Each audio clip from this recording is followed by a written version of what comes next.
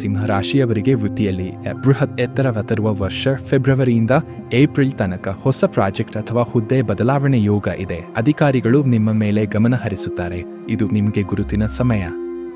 Business ಮಾಡುವವರು ಹೊಸ ಹೂಡಿಕೆಗಾರರನ್ನು ಪಡೆಯಬಹುದು. ಜುಲೈ ಆಗಸ್ಟ್ ವೇಳೆಗೆ ಅಂತಾರಾಷ್ಟ್ರೀಯ ಸಂಪರ್ಕಗಳು ಅಥವಾ ಆನ್ಲೈನ್ ವ್ಯವಹಾರಗಳಲ್ಲಿ ಉತ್ತಮ ವೃದ್ಧಿ. ಆದರೆ ಶನಿ ಗ್ರಹ ಸಪ್ತಮ ಸ್ಥಾನದಲ್ಲಿ ಇರುವುದರಿಂದ ತಾಳ್ಮೆ ಬಹಳ ಅಗತ್ಯ. ಹತ್ತಿರದ ವ್ಯಕ್ತಿಗಳಿಂದ ವಂಚನೆ ಸಾಧ್ಯತೆ ಇರುವುದರಿಂದ ಯಾವುದೇ ಒಪ್ಪಂದಕ್ಕೆ ಮೊದಲು ಚೆನ್ನಾಗಿ ಓದಿ ಸಹಿ ಮಾಡಿ. ಸೆಪ್ಟೆಂಬರ್ನಿಂದ ಡಿಸೆಂಬರ್ ತನಕ ಧನದ ಹಾದಿ ಸುಗಮವಾಗುತ್ತದೆ. ನೀವು ನಿಮ್ಮ ಕೆಲಸವನ್ನು ಆರ್ಥಿಕ ಆಗಿ ನೋಡಲು ಪ್ರಾರಂಭಿಸುತ್ತೀರಿ. ಧನ ಮತ್ತು ಆರ್ಥಿಕ ಸ್ಥಿತಿ 2026ರಲ್ಲಿ ಸಿಂಹರಾಶಿಯವರಿಗೆ ಆರ್ಥಿಕ ಬೆಳವಣಿಗೆ ಖಚಿತ. ಗುರುನ ಆಶೀರ್ವಾದದಿಂದ ಹಳೆಯ ಸಾಲ ತೀರಿಸಲು ಸಹಾಯ ದೊರೆಯುತ್ತದೆ. ಹೊಸ ಮನೆ ಖರೀದಿ ಅಥವಾ ಆಸ್ತಿ ಹೂಡಿಕೆ ಮಾಡಲು ಇದು ಉತ್ತಮ ವರ್ಷ.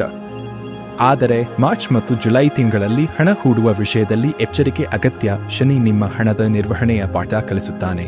ಧೈರ್ಯವಿರಲಿ, ಲಾಲಸೆಯಿಂದಲ್ಲ. ಷೇರು ಮಾರುಕಟ್ಟೆ, ಕ್ರಿಪ್ಟೋ ಅಥವಾ ರಿಯಲ್ ಎಸ್ಟೇಟ್ನಲ್ಲಿ ಹೂಡಿಕೆ ಮಾಡಿದರೆ ಆಗಸ್ಟ್ ನಂತರ ಉತ್ತಮ ಲಾಭ ಕಾಣಬಹುದು. ಕುಟುಂಬ ಮತ್ತು ಸಂಬಂಧಗಳು.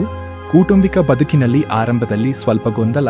ಹಿರಿಯರ ಆರೋಗ್ಯ ಅಥವಾ ಹಣದ ವಿಚಾರದಲ್ಲಿ ಚರ್ಚೆಗಳು ಆಗಬಹುದು. ಆದರೆ ಮೇ ನಂತರ ಶಾಂತಿ ಮಾಡುತ್ತದೆ. ಮಕ್ಕಳ ಸಾಧನೆ ನಿಮ್ಮ ಹೆಮ್ಮೆ ಹೆಚ್ಚಿಸುತ್ತದೆ. ಹಿರಿಯರಿಂದ ಆಶೀರ್ವಾದ ಪಡೆಯುವುದು ಈ ವರ್ಷ ತುಂಬಾ ಮುಖ್ಯ. ನಿಮ್ಮ ಮನೆಯಲ್ಲಿ ಹೊಸ ಶಕ್ತಿಯ ಆಗಮನ, ಹೊಸ ಸಂತಾನ ಅಥವಾ ಹೊಸ ಮನೆಯ ನಿರ್ಮಾಣ ಸಾಧ್ಯತೆ. ಆರೋಗ್ಯ ಮತ್ತು ಮನಃಶಾಂತಿ.